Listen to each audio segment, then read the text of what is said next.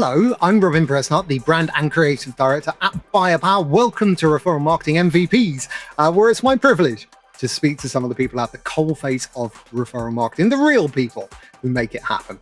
Over the course of this series, we're going to speak to lots of different people, lots of different brands. We'll ask them how they got into referral, why they chose it, what they've learned, what mistakes they made, where they see referral going in the future. It's great fun. We've had some incredibly interesting and insightful chats with people. I think you're going to really enjoy it. So, particularly if you're thinking of trying referral for the first time, or maybe you've been doing it for a while, but you've kind of hit a plateau, this is masterclass stuff. So back, enjoy, and stay tuned to our channel where there'll be more of these over the coming weeks and months.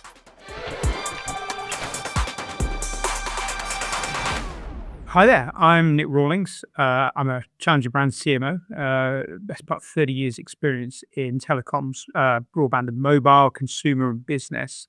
Thanks for having me on today. Excited to talk about everything to do with referrals. Nick, thank you. Thank you so much for being with us. I love doing these. This is the highlight of my week, my month, my year. It's nice to get out of my virtual office and talk to other referral nerds, because that's what we are. We're both very, handsome and young looking. Obviously, we're in the prime of our lives, but we've both been kicking around doing this stuff for quite a while on now. When did you first come across referral? How far back should we go? Yeah, really. Back to early career, I started my career in the UK cable industry that became Virgin Media. And in those kind of local cable franchises selling new products, multi-channel TV in the UK, word of mouth was a disproportionately important tool in the kind of go-to-market kit bag. And I was very early on in my career then thinking about sort of customer segmentation and how to use data to better target marketing at customers. And right back then, I can remember that how we could kind of benefit from referrals, particularly in a business that operated in local communities and were launching services for the first time. So it's really been a theme, I guess, for the last 30 years, right back to those days. Okay. So yeah, I guess like a Virgin, the idea would be we're in this area. And then, advertising in areas is really helpful. We'll get to this more when we talk about what are more recent things, but Yeah. advertising in niche areas is a nightmare because who reads local papers, right? Well, yeah, that's absolutely true. And absolutely the hyper local challenge when you don't serve the whole of the country and you've got certain postcodes that you can serve. And that was very much the context in the early days of cable, is how do you effectively get your marketing to people who can buy the service, and local residents who already buy the service are likely to be able to connect you, the brand, to the customer, because their neighbors are also going to be able to enjoy the service. So yeah, in my very early days, this predates Virgin Media, right back in the days of Cambridge Cable. Right. That's a brand that many people would have heard of, but yeah, which was one of the small cable franchises that became part of the Virgin family eventually through lots of mergers and acquisitions. But that word of mouth and desire for customers to refer was sort of prevalent back then. So it's definitely not a new idea. Okay. Let's how far into things were you involved with PlusNet?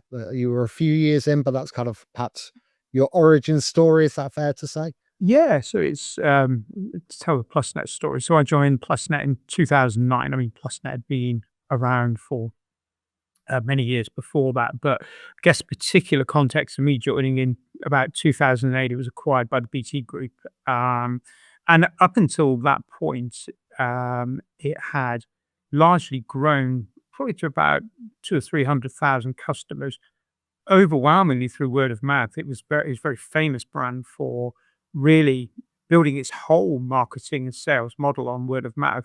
Proudly spent very little on advertising and relied on effectively a savvy online customer base who were prone to refer to one another, because it was sort of like one of the best kept secrets out there. It's like, yeah, if you want to get a good deal and have best tech you can get, go to PlusNet. So this was a real heritage right from foundation of the business.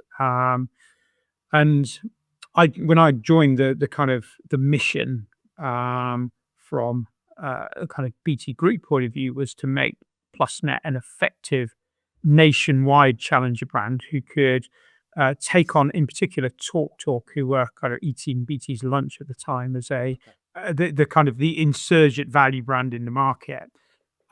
So I had to consider all parts of the kind of commercial engine in doing that, thinking about brand, the proposition, full suite of advertising. But I think the interesting thing about the PlusNet story is that we were able to sustain and, in fact, grow referral as being part of that growth story. So it's not that referral got left behind. Right.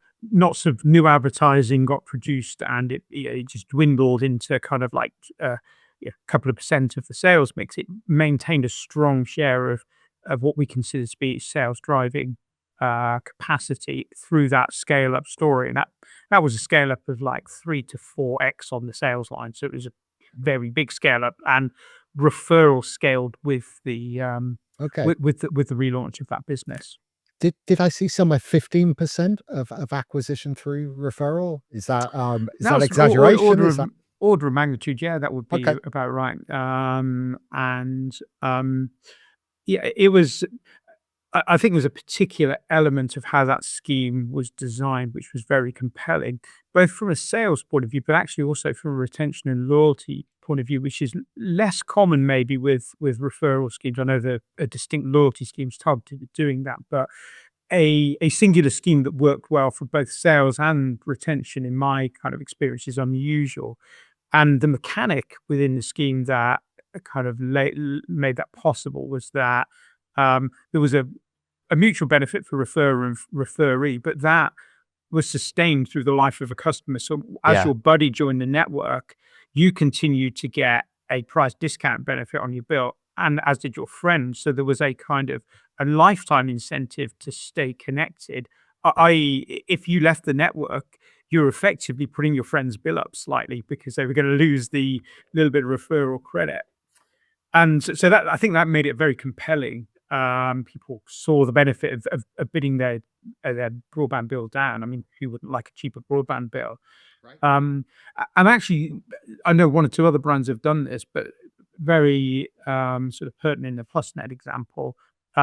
We would turn a bill into a credit. So we would allow customers to accrue a positive balance. If you referred, I mean, this is back in the days where I think our broadband product was £6.50, and you started getting I think about a 60p benefit for the first customer you referred, and it was like a tier benefit structure. But after you got past 10 customers, you were effectively getting free broadband. But some customers, or maybe particularly people involved in kind of repairing PCs, local IT shops, saw the benefit of turning this into a kind of a side hustle and a revenue stream where they would effectively receive from us a credit note every month rather than a bill, and have a payment into their bank account rather than a direct debit coming out.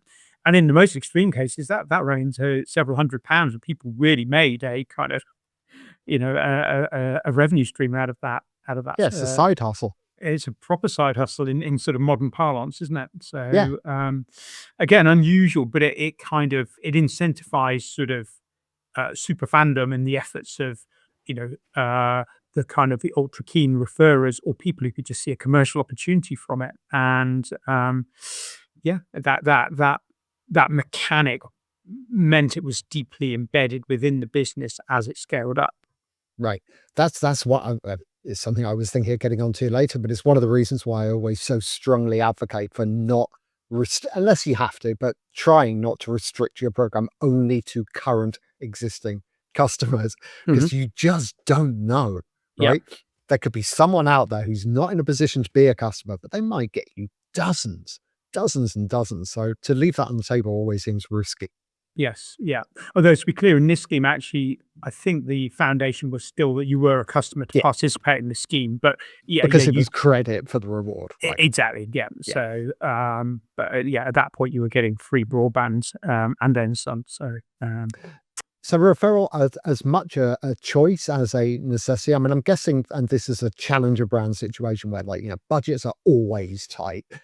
Although, in more recent years, I think perhaps for the last 10, 15 years, PlusNet did start doing kind of quite high profile, TV, cinema campaigns and things. In fact, we the team, my team and I did the first ones that took PlusNet on TV. There was some old copy on the website way back. We had to go. It was sort of made a claim that it would never make a TV ad. I think in sort of his website copy from the early 2000s had take that down, but actually very authentic kind of rebrand that was based on a provenance of the business, proud Sheffield-based business.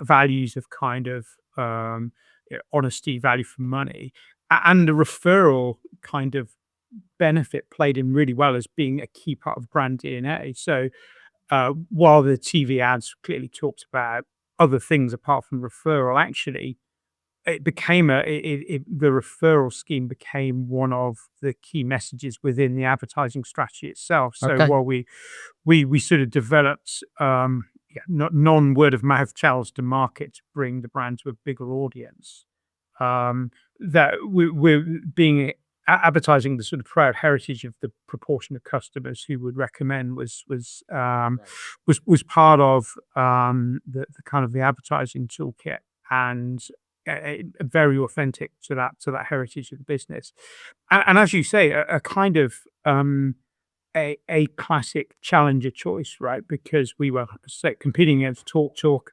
He estimated their marketing budget would be 3 or 4 times ours, although we were well funded by BT for the relaunch.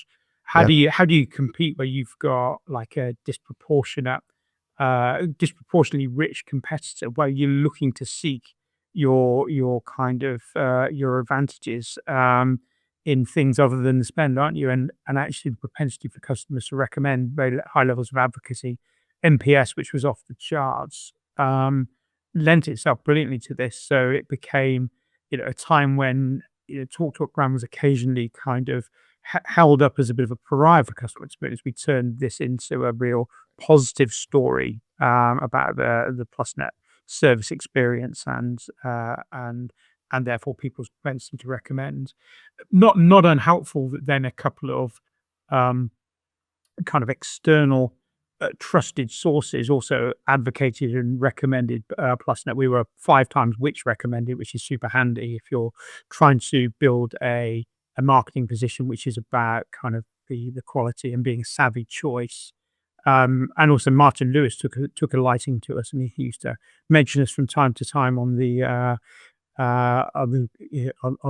breakfast show sofas, which was super helpful. The telesales team used to light up on those days when so there were sort of like external sources of validation to the kind of the quality that customers themselves were recommending.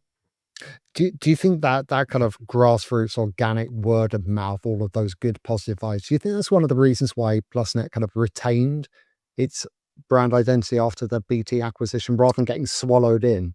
Yeah, absolutely. Yeah, it was absolutely deliberate. We didn't want to sort of borrow interest and create an identity for the brand which was inauthentic.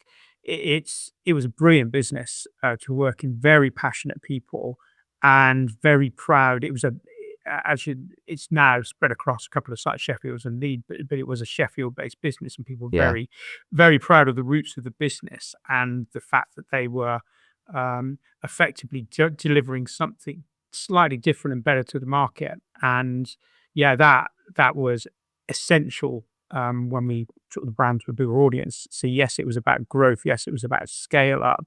Yes, it was about meeting some of the expectations of kind of new ownership in BT, but it was absolutely grounded in the authenticity of a Sheffield-based business, which had this referral, word of mouth, and big online kind of fan audience. So that was sustained, and actually not just sustained, celebrated within the relaunch of the brand. Who knew that Sheffield could be famous for copper as well as steel? Yeah, and the juxtaposition is quite funny, isn't it? High tech from a town that's kind of known maybe in historic terms for old industry. The juxtaposition's nice, so good honest broadband from Yorkshire. That was our tagline on the relaunch. It's sort of evolved a little since, but that was the sentiment. Anyone watching this from outside of the UK, Sheffield's awesome. Go to Sheffield. It is. I mean, one of the best places I've ever London. lived as well. I would heartily recommend and refer Sheffield to anybody who and is looking for a great place to live, it's a brilliant city. And I could, off the top of my head, I could give you 20 great fans from Sheffield. Can't give you any from London. There's none. There you go. None at all. That tells you something. Yeah, it does. Right. I was thinking, so when Referral is responsible for such a big share of your business, this is a good thing. Where there is it's not a risk, maybe it's as much an opportunity, but you've kind of got to be very careful, because when new customers are hearing about your brand through the mouths of human beings rather than very carefully controlled marketing messages, you've got to sort of have a degree of control over what messages get spread. Because, if people are selling your brand in a way that isn't really your brand, then what does your brand become? So something I've been thinking about quite a lot recently is, how you actually, when a referrer shares, what do you get them to say? How do you guide them into still carrying that, get honest, Sal from Sheffield, grassroots, this is who we are, all of that stuff. It's such a strong brand in itself. But if you're relying on human beings to spread it rather than, a page in a newspaper and an ad on the radio, controlling that sometimes to me feels like part of the challenge as well. Yeah. No, I think you're right. And obviously tools and techniques that you can provide customers with content, shareable links, maybe also linked to the type of reward you choose to give people. That says something about why they might recommend. The PlusNet one being about ongoing value for money, which was absolutely part of the brand message in architecture. So that sort of worked well. I guess as a CMO though, I've never been too stressed about that point. As in, I think, I think, well, the desire for kind of micromanage control of the message is folly. I think that's a kind of that's an unwinnable kind of strategy, I think. But actually, I think if customers are talking about you and they're doing so in their own terms, I think you've got to be confident that they've understood enough about your brand and why they bought it themselves. Sure. You trust your customers to and if you have if your product's good as well, because it's about authenticity, isn't it? What this does for a challenger brand is it gives a level of social proofing that, and I've heard one or two of your other guests on the podcast make this very point, in an ever more cynical world, more options, commoditized services like broadband and mobile phones, what makes a difference is a trusted friend, family member making a recommendation. And I think all the advantages of that are definitely worth the consequence that they will choose their own terms in which to recommend it and why. And you sort of back your product and your service to be those reasons and the reasons they chose in the first place, right? So if you think your product's a good one and your service stands up to scrutiny, then you kind of take your chances after that point, I think. So that was a challenger brand. You worked, we'll get on to Gigaclear in a minute, which is perhaps your most recent role, but in between, loads and loads more challenger brands. I mean, this is like a field of serious expertise for you, some quite hyper niche kind of products as well. So not just like challengers in the sense they're doing the same thing as big national brands in more regional places, but things that actually directly appeal to quite niche audiences, I've noticed has been a focus for you. So how pivotal can Referral be for those kinds of communities and brands? Yeah, I mean, I guess a particular recent example was a business that sadly doesn't exist anymore called Audacious, which was the world's first mobile phone service for people with hearing loss. So that is a very, very distinct audience invented by a very passionate founder who came from the world of finance in partnership with some world-leading audiologists from the University of Cambridge. So had real had real credibility behind it and had a way of reprofiling a mobile phone call live to match the hearing profile of an individual customer. Brilliant technology. Right. But the particular challenge for a brand and a proposition like this, I mean, you mentioned the first part of it, super niche audience. I mean, hearing loss is more prevalent than you might think. I think 1 in 6 people, I retain some of the stats from my time working in this business, but 1 in 6 people suffer from some degree of hearing loss, sort of mild to severe. The kind of the target audience for this are people who've got more progressed hearing loss and would maybe see a bigger benefit. So it's about 3 million people in the UK. So not not tiny audience, but 5% of the UK population or a bit less than. That's already quite a challenge, isn't it? How to find those. And the challenge doubles because this particular group of potential consumers are often not massively keen to talk about their hearing loss. It's not kind of something that everybody wants to embrace a conversation about. So Hmm. the marketing and presentation of the product needs to be sensitive to that point. Yeah. So in that environment, finding a trusted partner or kind of other party to make the recommendation was very important. We did a lot of work with audiologists of various kinds. A sort of big charity called Action on Hearing Loss, who is sort of the biggest hearing loss charity in the UK, through to a partnership we formed with Boots Hearing Care, the UK's biggest audiologist, because we felt a trusted point of introduction was really important. But actually, in the early days of that business, we were also thinking a lot about how to turn what was for some customers a kind of jaw-dropping wow moment when they could hear a mobile phone call for the first time into an active referral. So somebody who's had that experience where the kind of they've had an experience with a mobile phone they've never had before. How does that customer then tell other people in their network about that? And certainly the business didn't make the cut as COVID hit. Actually, it was a relatively early stage of launch, so we never got to see the journey all the way through. But in trying to kind of design the product itself and how to communicate the product, that word of mouth and direct interaction with customers and customer panels was super important to us to try and authentically understand how people understood the service and how they might talk to another customer, another potential customer about it. Yeah. So I imagine with it, and there's been quite a variety of these. Like some of them will have had, depending on the stage that you got involved, I suppose, some of them will have had referral baked in right from the start. It's a core part of the DNA. It's the go-to-market plan, and some of them perhaps you have to insert it later. Um, how easy is that? When you come into a place, it doesn't have something, it's not part of the culture, but you're quite passionate and you feel it can make a Yeah. difference. I think it's naturally harder.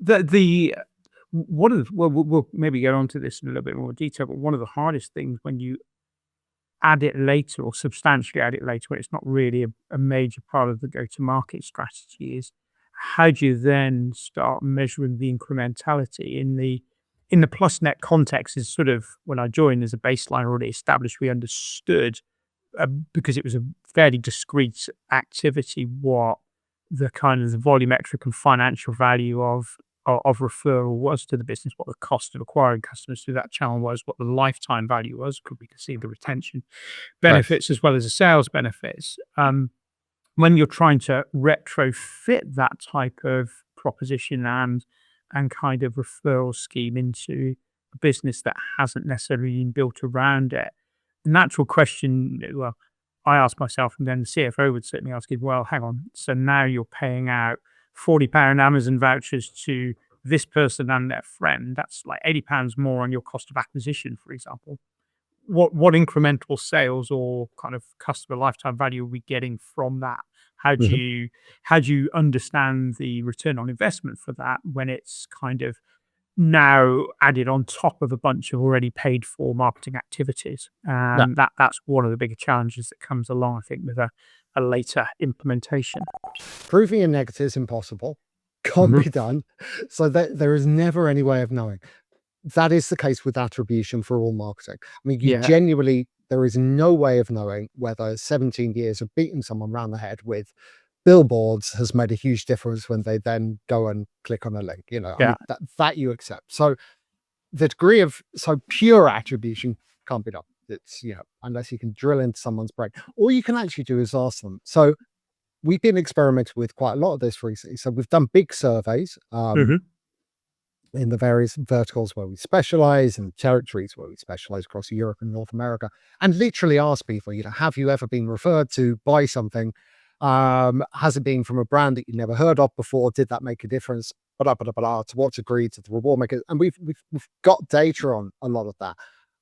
That's fascinating and good. We've started to get even sort of closer to the bone of it recently, and we're actually literally asking people at the point of transaction. So at Buyapowa, there's the thing which we kind of, soft launching at the moment, called our insight engine. It is literally asking people when they've been referred in, were you going to do this anyway? Now, of course, like there is a degree to which asking someone a question, they're going to give you an honest answer, but there's no real incentive not to in this case. You don't want to interrupt the journey. You've got to keep it very, very lightweight. Yeah. It's no more, I would say, obtrusive and interstitial than an MPS popover or something like that. Yeah. So, but if you do actually ask people at that point, was this already on your shortlist? Did the reward make a difference? Was it because of the friend? I mean, you really don't want to be asking more than 2 or 3 questions, but that's something that we are working on right now with a few select partners. And anyone that does work with us or wants to work with us to actually get to the bottom of this, what we've seen so far is that the incrementality is probably surpasses what we expected it to. Interesting. Of course, things are going to be different on a brand by brand basis. And I think it does make a huge difference how well known your brand is. Yeah. But that's a classic attribution issue. Yeah, I think it's the incrementality will likely be harder to show if you're a market leader in a sector, and you've already got a large runway of sales. Hence the sort of fit with challenger brands. But I love it. I think, in my experience, there's little substitute for that direct customer qualitative or kind of quantitative feedback. And if you can get it in the moment at the point of acquisition, I think that's as good as it gets. I mean, econometrics and sort of clever tools like that can be useful when it comes to all forms of marketing attribution that give you a relative impact, which is interesting. Yeah. I always think having a look at where the referral sales come from, sort of in relation to the sort of organic and paid for channels. So are these customers kind of routing themselves through a price comparison site or some other paid for channel, or are they actually coming to you organically? I think that's it's more of an art than a science kind of indicator, but it gives you a degree of kind of insight on what the journey of the customer's been to get to that point, i.e., that was the persuasive action or intervention that made them take the next step to purchase. No, really interesting, but I think nothing's better than actually asking customers if you can do that in a kind of pithy and relevant way at point of sale. Brilliant. We thought about it long and hard. I mean, like, we like to keep things really lightweight, and we're only doing it with, clients that want to explore this with us at the moment, but I don't think any other platform's offering it. So there you go, a sales point for us. If you want that data. Right. Let's talk about Gigaclear, which is, I guess, your most recent role. So that is it's a challenger broadband provider, largely rural areas. So this is like referral heaven as far as I'm concerned.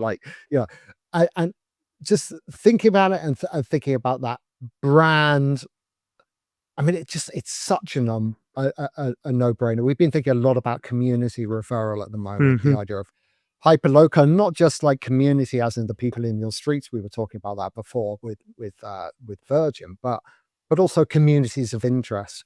So one great thing about something like Gigaclear is it is a combination of those two things. So you might have like someone who lives in a rural area, but it also has the niche interest of, super fast gaming or something. And there might only be 5 people that play video games that require a really good broadband connection in that rural area. But like, those are great customers to get. And it seems to me referrals almost the only way to do it. I don't know how you can drill down with any other kind of marketing and find those people. Oh, there are ways. Yeah. I mean, I spent a lot of time thinking about hyperlocal marketing, and actually TV advertising platforms are pretty flexible now, where you can advertise down to a kind of a postcode level. Sky AdSmart, ITV Hub, Amazon Prime all allow you to get to relatively small audiences. So there's always some wastage in that.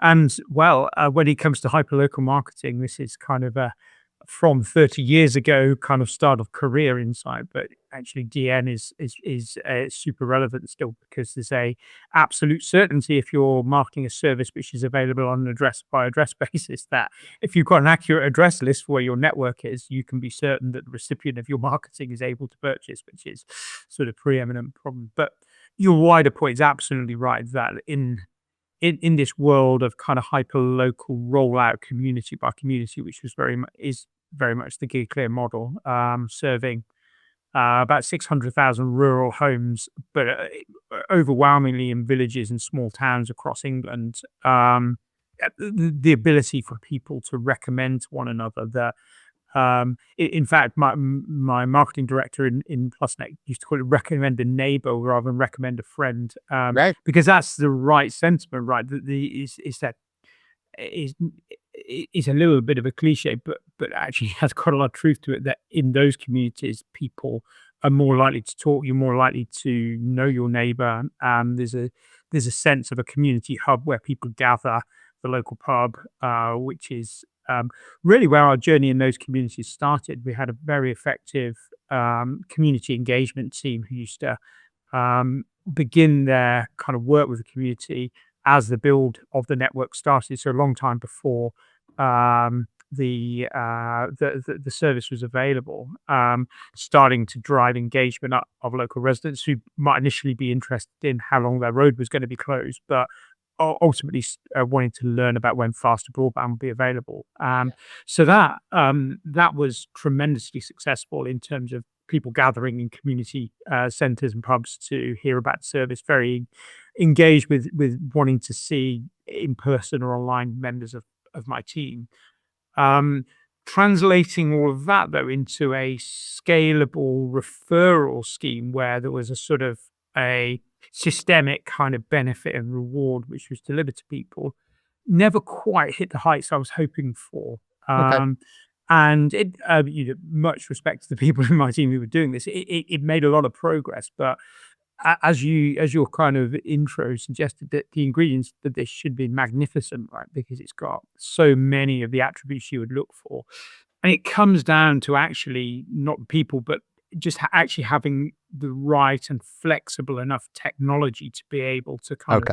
really synthesize the kind of the referral program with the CRM and the wider kind of marketing communications plan, the contact strategy, where it worked really effectively rather than being a bolt on to a kind of a system that was already in place. So this is an example of something of a retrofit model where we brought referral in after some of the other elements of the go-to-market plan were in place.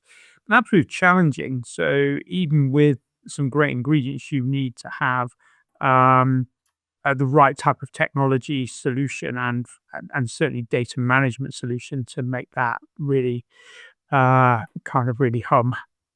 Right. One thing I notice with we'll come back to that. One thing I noticed with Gigaclear is they're extraordinarily ambitious might be the word, but like there's a 12-month, I think, contract buyout proposition there as well. Like this is a brand that it's going about acquisition in a very ballsy way. It's really admirable, but that's the market now, right? Like Yep. the idea that a customer belongs to this brand or that brand. Like once upon a time, you'd be like, oh, no contract, there's not a lot I can do.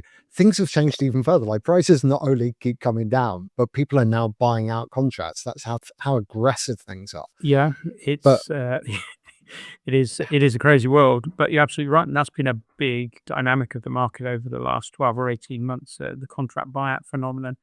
And yeah, well, I guess when you take a stand back view of the broadband market, it shows that the sort of the the range of alternative networks out there. Gigaclear mm, is one of the bigger of a number of smaller operators in the market who have been building these local challenger brands, some of them operating in urban environments or in rural, but really designed to try and take market share off BT Openreach and all the brands who sit on that network, being phenomenally successful for a number of years. And it's the advent of kind of contract buyouts is a little bit the big brands' kind of response to that is part of their defensive strategy. They will kind of try and win back some of those customers with ever deeper offers, but it kind of creates some price war tension in the market where everybody needs to arm themselves with similar tools to be able to compete. So yeah, it's a powerful kind of indicator of where the broadband market is at the moment, and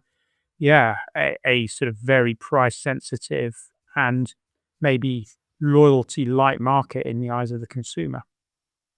Um, and again, I was thinking about the more rural aspect of it.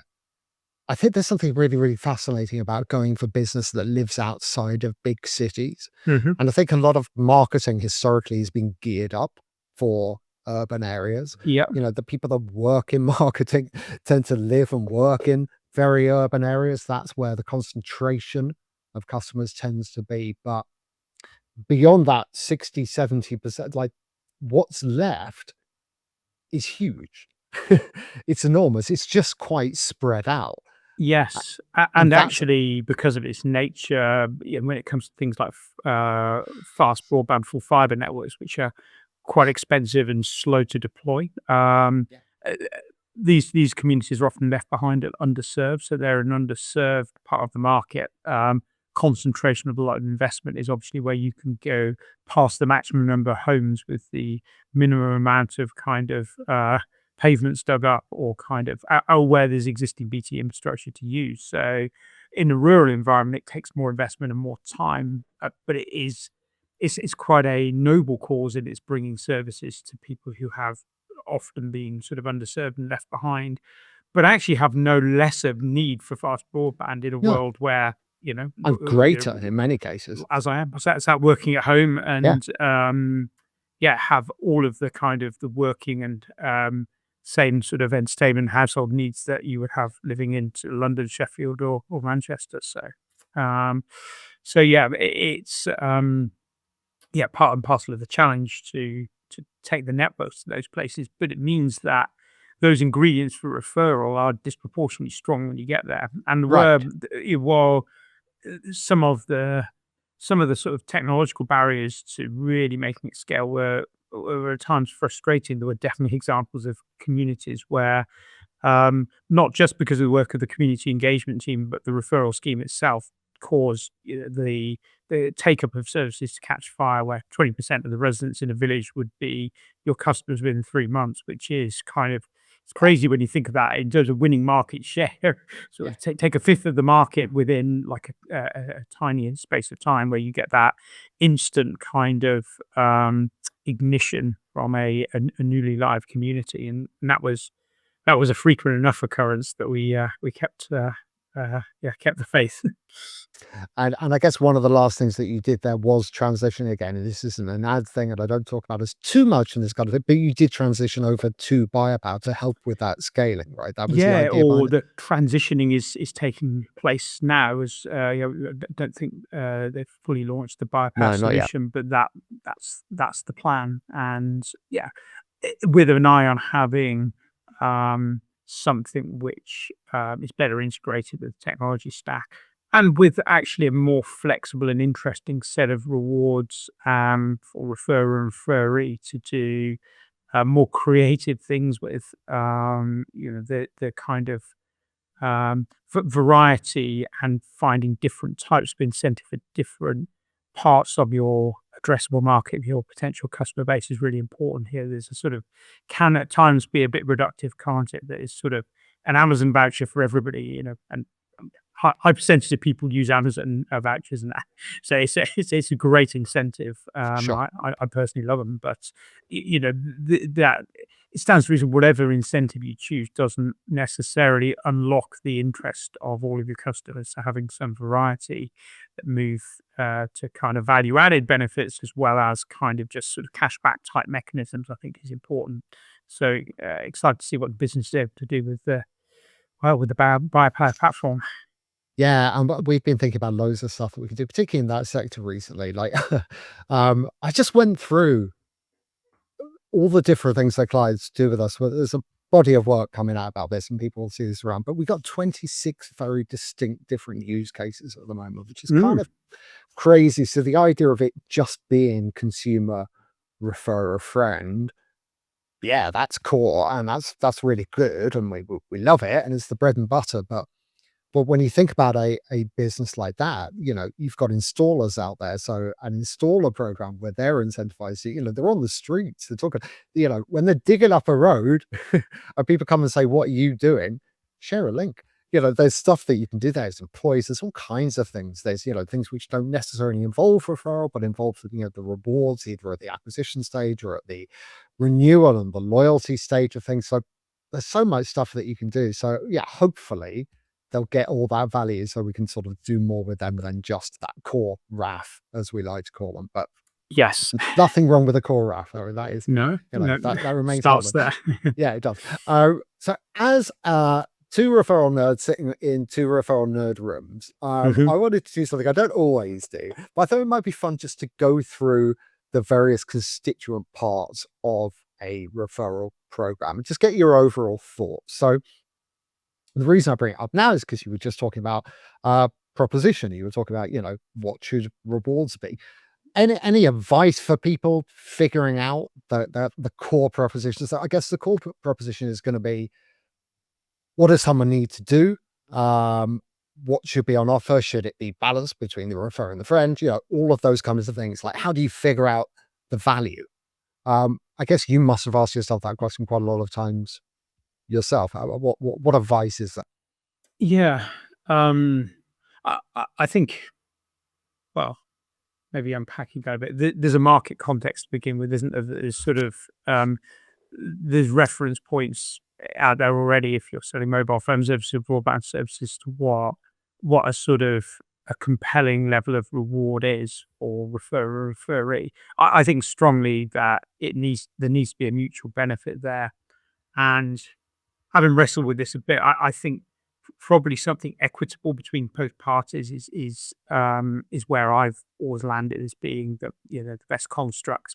You can A feel, kind of a of near course, you can equitable feel. scheme. It just doesn't quite feel right, whichever way you tilt it. So, and I don't have any empirical proof for that. That's sort of maybe more of a brand feeling than a a financially driven piece of assessment. There are some products in some sectors where you might want it to be off balance, and Yeah. weirdly, they they quite frequently go along gender lines. And I think I've said before, I'm not a women are from Venus, men are from Mars kind of believer in general, but the data is there. The core psychological data is there that women are more altruistic and men are just filthy pigs. And, so actually, weirdly, if you're doing a very female skewed product, there is an argument for leaning it more heavily that the friend gets a better reward Hmm. because women are much lovelier and we're horrible, whereas we want to get more stuff for ourselves.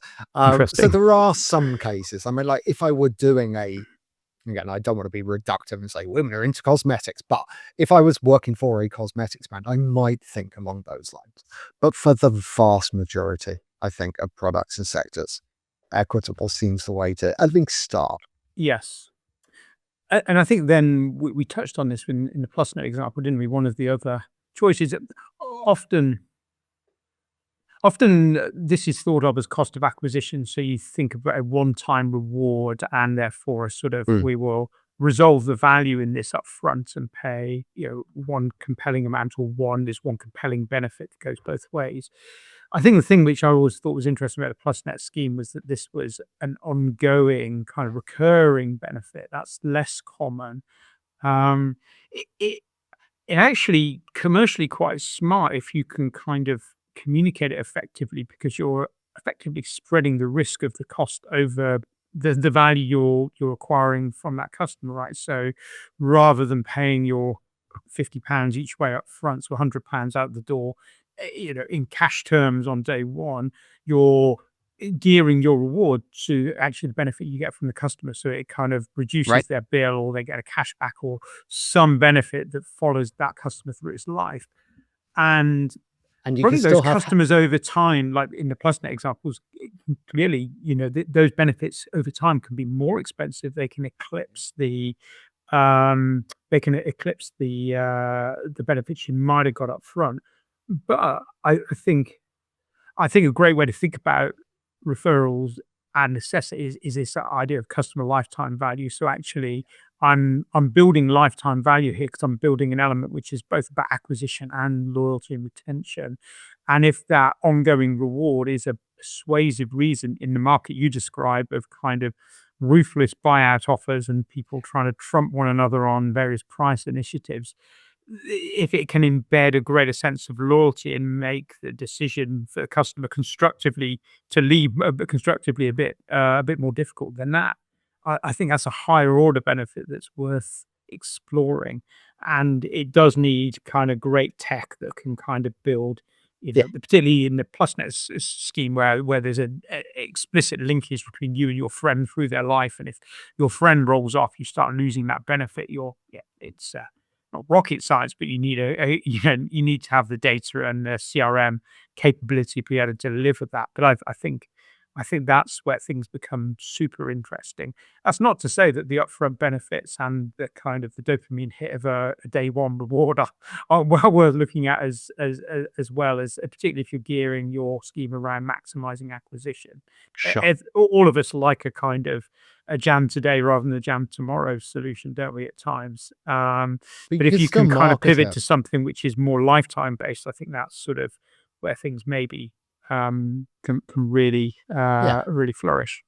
But the messaging can still speak to the cumulative lifetime reward as well. So you could, you can say, get up to £500 for every friend you introduce. Yes, yeah. That it gives you a really compelling message. Now we're only giving it to you 50 at a time.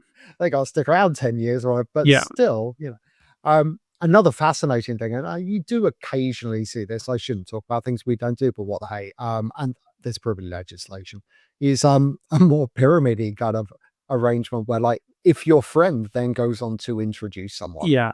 do you get a little kickback of that? Yeah. That kind of fascinates me, Interesting. like, Yeah. Or the kind of the tiering of the reward that, referral 1 and 2 are worth X, but it's like X plus 20% for the third and fourth. I've seen that also yeah, work, which is we sort of do a fair bit like of that. a league table or kind of tiering of so more for more effectively. Yeah, I think that's interesting. I think the other thing which is I don't think I've ever managed to completely crack, but if you can make the reward very relevant to your product. So actually some of what you get back actually enhances the experience further of the product you're selling in the first place. That's also a higher order benefit I think is worth pursuing. And that could be as simple as, more data on your kind of mobile plan or things that can unlock a better customer experience through your active advocacy, I think is that's another sort of principle worth looking at, I think. Yeah, I've spoken to a couple of people that have done that. I think Wise, formerly TransferWise, they did a Yeah. thing where when you introduce your friend, the onboarding is so simple. So there's a real reason for it to be done through a referral in the first place. And then, oh, who was it? It it was a friends and family special rate.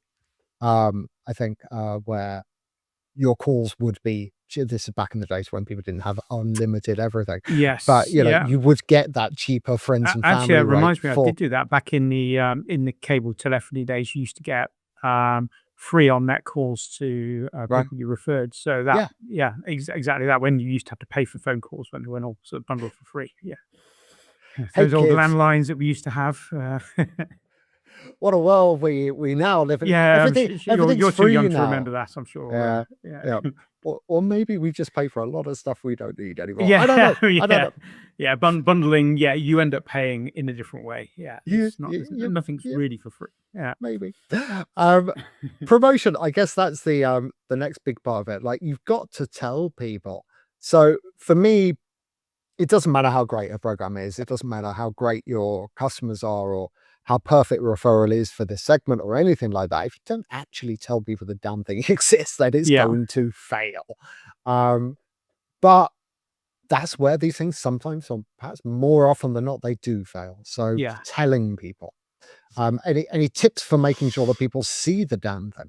Yeah, I think there's a couple of obvious opportunities. Well, some of your previous guests, I think, have talked about the propensity to recommend is greatest when you just made the purchase yourself. Right. So there's that kind of that flourish of feeling like a kind of a savvy shopper that we all get sometimes. Like I've discovered this brand, it's brilliant.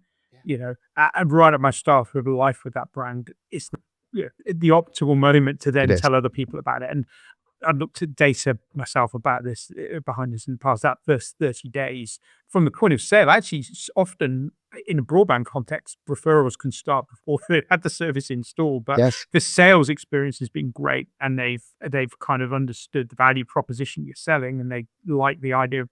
Even then, you can kind of start generating, and then in very early life, as soon as the install and the first service experience has gone well, that's a key time. I think the other thing that's I mean, I love net promoter score as a way of keeping yourself honest as a CMO or sort of a business leader about really what the kind of quality of your customer experience is. It's a very truthful and hard measure, and that magic question about how likely you to recommend, Yeah. scoring a 9 and 10 on that, it's not an easy thing. So being able to kind of identify through NPS your level of advocacy, first of all, but to be able to then identify the people who are maybe most likely to subsequently refer and build that into kind of in life customer marketing plans is obviously a smart thing to do. Where if you know who your kind of fans and advocates are amongst your customer base, it's just it allows you to tailor and target your kind of sort of your in life marketing to the most likely to respond people. Yeah, I mean, look, I've ranted about this before, but when people have NPS surveys, how likely are you to recommend to your friends and family? And then you don't give them the opportunity. I mean, Yeah, just I can't yeah, it's almost. But I've seen lots of brands who don't also loads. take that opportunity. Yeah. And even if they do have a referral program, I'm like the bigger sin is asking people how likely are you and then not having a program, right? So that's Yeah, just evil. Uh, but one step of dumb down from that is to then not take that data and ask them to do exactly that straight away. You yeah, just gave us a 9 or a 10. Go yeah. on then, And actually, the sevens and eights become quite interesting in that Sure. context, right? Because they're they're not yet advocates, but they're maybe on the fence. Maybe the Yeah. opportunity to recommend itself is Yeah. something that might actually move them up the scale a little bit. That it gives them the opportunity to effectively upgrade themselves, even over and above what your results tell you. And then clearly, if you're a smart brand trying to deliver better customer experience, you obviously need to take stock of what the zeros to fives and sixes are telling you, Of because course. that's then a turnaround story of kind of improving customer outcomes for all the different scenarios that would cause a customer to um, give you a low rating. And that yeah, but it's clear with those people that you would come off as being tin-eared if you started talking to people in those groups, like, unless there's very specific circumstances about. So it also tells you where you. I think there's a risk if you don't tailor your kind of in-life customer marketing along those lines. You can actually pour petrol on the fire for those customers who are detractors. Oh, yeah. It's like how much of a kind of throw your hands in the air is it if you start receiving kind of recommenders to your friends, if you in the last month given somebody like a 2 out of 10 rating on their service. Yeah. It's like, do you not know anything about this No, atrocious it's service you're delivering me? disrespectful. Yeah. Yeah, it is, and it probably drives them even further down the curve, or even closer to the door. Probably, I would say that's sort of quite incendiary. So, I think the whole framework of MPS is really powerful when it comes to referral, but yeah, being smart and segmented about how you use that data and use it in conjunction with your referral schemes is clearly important. But there are times around those signs, the sort of negative experience where referral becomes relevant again. So Yeah. in a service recovery conversation, or where things have gone wrong, but Mm. you've made it right, Yes, or you totally. know, Even before you've surveyed, again, if you're confident that the customer has pinpointed a specific problem yeah, and you fixed it, Yeah, that it's not quite the same warm glow as a sales experience, but it is a warm glow in the eyes of a lot Yep. of customers, and there's a redemptive action that brands can take if you fix a problem well. Yeah, your kind of level of advocacy shoots up, particularly in the moments after you've just had that fix delivered to you. So yeah. I think it's worth having your call center people know about your referral program, for Yeah, example. You know, so actually, in the moment, the people who are directly talking to customers, I mean, absolutely. I think a lot of service organizations are wrestling with this question about where is the most valuable contact that they want to invite from customers, and that should absolutely be one of them. That's where, a human intervention yeah, rather than a bot would make a real difference. If it's a kind of a subtle kind of piece of emotional intelligence where you can sense that actually the customer has felt that their query has been resolved. They're feeling a lot better about the world, or maybe they started the phone call 15 minutes earlier about. Yeah, but that it does take a very kind of canny service brain to be able to identify yeah, that. yeah. So you got your onboarding, you got your proposition, you got people finding the thing. I guess the next step is the sharing. So once you have your advocates, helping them share. Um, we've been doing a lot of work recently with real world channels, and and it very much depends on what the product is. But I think, and again, this speaks to incrementality. I think not that some referrals are better than other kinds of referrals, but the ones that make me really, really, really, really happy right now, in particular, are the ones that happen with two human beings in a room together. Yeah, I mean, there's something old school about it, and yeah, I get that digital really matters, but we've started putting QR codes sort of everywhere and making it really easy for people to share with people. And it seems such an obvious thing to do, but rather than, oh yeah, what was your email address again? Oh yeah, take that. It's so many steps removed. Just take a picture of this and just do it there and then. But the idea of sort of really being where those conversations actually happen, and hmm, I still believe that an awful lot of referral happens with these things. yeah. And so it's important for the technology to actually find those moments and be there in those moments. Yes, absolutely. Yeah, 100%. It's a build on what we're saying about the recovery of service experiences. But people buy from people, right? They're not buying from a bot or an email or a brilliantly crafted piece of social content. That might provide a useful source of stimulus. That is part of the journey. This is kind of when it comes to incrementality. This is where it's a layered. For many customers, it's very seldom a singular activity, but the act of referral itself, I think, is about people talking to people. And that also starts with the organization, not just your kind of friends and neighbors. That if the introduction of the referral benefit or opportunity comes from a great salesperson or a great service person, then I haven't got any kind of stats on top of my head, but I would guess you probably must measure this. But it's got a disproportionately greater chance of success.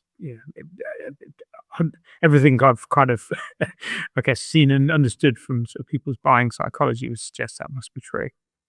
Yeah, and given that it is people to people, another thing that I've been hyper aware of at the moment is that I think there's a misunderstanding in business in general sometimes that referral is the idea of people spamming social networks, and I don't think it works Well, I particularly, and think it that's where it hasn't worked goes for 10 wrong. years. Yeah, Yeah, and right back to your point in incrementality, actually, that's where maybe brands end up spending quite a lot of money on distributing benefits to people who are already in the already gonna buy anyway. Pure broadcast, I think, is going to result in a lot of wastage. You're not right. you're not being smart at targeting the benefits where it's gonna give you the greatest, um incremental opportunity of acquiring or retaining a customer. If it's spanned everywhere, then yeah, it just feels like free money that people are going to jump on, regardless of whether they're already in one of your sales channels or sales journeys already. Right. A person in a relevant local community forum who Yeah. maybe goes and looks and see if anyone has a referral code, and that's what tips them over the edge. And so that's Oh yeah, probably I think that's that definitely counts. much more targeted at that point. Yeah, you're at the right. Yeah, you're in the right ballpark, aren't you, to have that equation? But that's say different from a marketing manager, uh, um, distributing a code to kind of you know 100,000 potential customers without Yeah, any sense of kind of targeting segmentation, or yeah, to your point, any over warm introduction. If it's just received cold, then feels neither likely to be the persuasive thing that it's going to change somebody's mind without any context, but equally, also maybe likely to land on a number of phones and desktops of people who are yeah already in the acquisition cycle, and yeah, right. you're kind of effectively spending your money where you don't need to. Right. And you're less likely to get those great customers anyway. So, Yeah. increasingly people are thinking not just how do I get a customer, but how do I get a really good customer? Because we don't make any money out of them for the first year anyway. So, Yes. Yeah. They've right. got to stick So around. let's, yeah, Yeah, and in a ever more price sensitive kind of strained world of cost of living, it's understandable that smart customers will look at how to gain these types of systems, right? If you get an upfront benefit and there's no long term tie-in, yeah, actually, when talking broadband and phone, there's normally longer contracts you need to stick around for. But there's definitely ways of optimizing your purchasing cycle by just jumping on these schemes, going to get some cash back, or going to find the latest reward, which is very little about kind of incrementality, really. It's just finding the lowest cost way of acquiring the service. so once that friend has been got and they come in, another thing I've been thinking about a lot recently is their experience. Mhm. We were speaking to a client recently who has not had a landing page for the friend, and I believe are having a landing page for the friend. And I might have got out of my chair and done a little dance when I heard that, because I got very pleased. I'm quite a passionate believer in friend landing pages. Um, I understand that it is another page, and I get that we all have a slightly 1996 attitude to how the internet works. Yeah, I think we've got a 30-year-old idea of how the internet works, which is like, "Oh, no, another page, I'll drop off," and I just don't believe it's Yeah, true yeah, that anymore. shouldn't. It's not as though somebody needs to handcraft a page for all. There's ways of scaling and making that systemic. And Yeah, you're right. if it's the It's right about page. one is digital. It's in line with the strategy that we've been talking about for the last few minutes. That what we're trying to get to is something that feels personalized and tailored, and not Right. broadcast. And this is an offer for you, rather than Yes. here's an offer for 100,000 people, of whom you're one of the 100,000 randomly selected lucky individuals. This is Yeah, but it's Janet's about name's on personalization, this page, yeah. tailoring, somebody who actually is going to recognize that you've joined them through that channel. Yeah. Yeah, we're all looking, I think, for those points of validation. That we all feel good when we see those things, don't we? And that can work in a digital channel. Yeah. So while maybe the introduction has got a human element to it, then yeah, a great digital journey that gives you those cues. 100%. Yeah. I think it makes a massive difference with conversion, if I'm honest. So yes, not only do you have the opportunity to have the referrers name there, but you could also pack that page with the kind of relevant USPs. Whereas you just can't do that otherwise if they just go straight through. And I do think you have to accept with referral, like I was saying before, that the marketing message is broadly taken out of your hand. Hmm. And so this Yeah. is the brand's first opportunity to influence what the referred in friend actually thinks of them, because That's we're true. Yeah, so they used they to. may not. I mean, actually, in I guess in the dream state of incrementality, the person who's come on board might have just discovered your Yes, brand for the first time because of their friends. That yes, you've not spent a bean of other marketing money by seeding the message. This has all been to do with the power of referral. And yeah. uh, so in that world, like, what's the first thing you would like to say to your new incoming customer? You've got a big opportunity, but also responsibility as a brand to You do. introduce yourself well then, because if if this feels impersonal and kind of like a sheep dip, then none of us going to enjoy that, are we? Right, go straight to a checkout. Yeah. What am I buying? What is Yeah. this? Because they shared this thing with me, but he didn't really say what it was. So I think it's really important. So yeah, friend landing pages. I think Mm. I don't know. Yeah, I They're think under I think dead celebrated. right. Yeah. It's good. I'm glad. So for a lot of people, that is, we're just following that journey. So then there'll be a nice transaction. That's really good because we like those. We like people spending money. Where a lot of people think that referral finishes is at that point, the point of the Yeah. acquisition. And again, I quite strongly disagree with that. It's the beginning, really. You've got a referrer who has demonstrated that they can do a job for you. You have a new customer who has experienced how beneficial referral is. This seems to be like two new paths to then multiply that message any number of times Yeah. exponentially. It just seems the beginning. So instead, I've banned the phrase refer a friend from Buyapowa. We do not say it anymore. It's refer all your friends, refer many friends, refer a community, refer a friend. No, no, no, no, no. Yeah. Absolutely. If you can make it a repetitive act.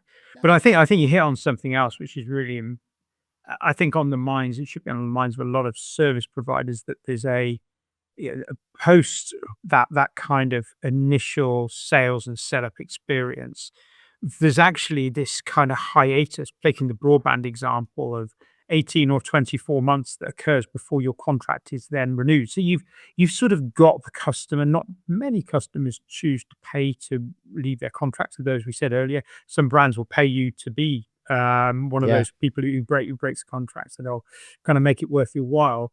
But actually, I think if you're thinking of this smartly as a brand marketeer, how am I building um, loyalty and goodwill amongst those customers from sort of month 2 to month 23 Yeah. before the dreaded recontract notice drops into my inbox? So, because I think a lot of brands say very little to their customers in that intervening period, and referral and loyalty is an incredibly useful um, and relevant, if per our chat on NPS, targeted to the right customers, way of keeping a customer engaged. Now, these are commodity services. We just want them to work often, so we don't necessarily want people going and logging onto their portal every day to check on their broadband connection. But I think you do want to retain a level of engagement from those customers and remind them why they bought that brand in the first place through their life before you get to that first and second contract renewal point. And I think a well planned and executed referral scheme has the capacity to do that. It's relevant news. It's good news. It gives the customer the opportunity to secure a further benefit, and remind them of why they chose you in the first place. Right. And to engage with you in a way that is positive, because generally with these more utility kind of products, the only time you engage with the brand is when you've got a problem. Exactly. So You get a bill that drops into your inbox yeah, once a month. That most of us once, if it's a standard subscription price, we don't open our bill up there. That's just administration at that point. Um, and if the service keeps working, I don't need to phone anybody. So where is my engagement with that brand? I yeah, creating moments for customers to re-engage in that period from the start of their journey with you through to the kind of the end of their first contract, I think will disproportionately help your odds of retaining and recontracting that customer when that recontract or contract renewal message drops into the inbox. that's a really, really good point. I thought of it in terms of, well, they've done it once, they can do it again. But you're right. Even if they don't do it again, Yeah, you are maintaining engagement, which is critical because the yeah. cliff is coming. And particularly where there's a tension that often brands have got a lower introductory price for customers. So there is often a change in price that happens when you get to the end of your first contract or within your contract. So the accusation that customers rightly charge a lot of brands with is that this is all about new customers. What are you doing for existing customers? This is great source of evidence that there's opportunities for customers to keep getting benefits through their life. I think you're right. Even if they don't choose to take them up, just a reminder that those options are there for existing customers is in itself valuable. Right. It's why a lot of brands in these kind of areas, they have, rewards programs as well. So Yeah. you get a coffee and all this kind of stuff, whatever. It's just so that you're engaging with O2 or whoever, most broad, Yeah. Yeah. There's some great examples out now, aren't there? The O2 Priority Points schemes are a really good one of those. Yeah. it is important to keep reminding your customers that you exist, for the whole 24 months. And yeah, that's something I hadn't necessarily thought of, that even if people don't refer, it's still part of the message and a feel good way to keep you in Yeah, it's part. Yeah, I think it is part of Yeah. a quality communications plan to existing customers. Nick, thank you very, very much. It was a delight speaking with you today. I'm usually stuck in this little place with things flying behind my head. I don't get to talk to many human beings. So when I do get to talk to a human being, particularly one as learned as you, it is a pleasure and a joy. Thank you so much. It's been an absolute pleasure. Thanks for having me on, Robin.